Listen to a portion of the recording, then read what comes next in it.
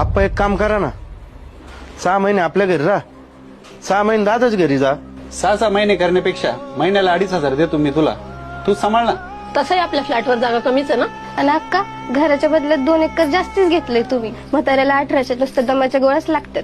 2,500 काय भूषण सांगता तुम्ही. अरे दादा तुम्ही राशन तिकडे आबाद, आम्हाला करणं लागेल सगळं आगणं मुतणं यायचं. ताईचा फोन आला. बोला ना ताई.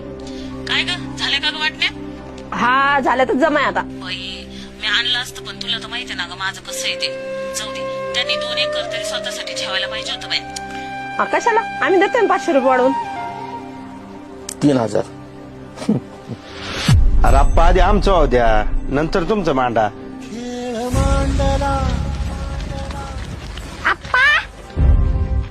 कुठे चाललंय?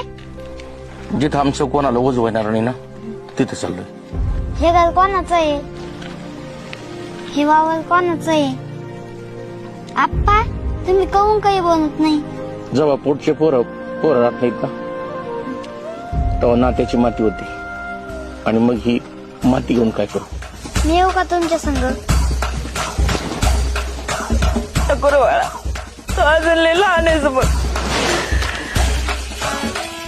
मी पण होईन ना कधी कधी मोठा.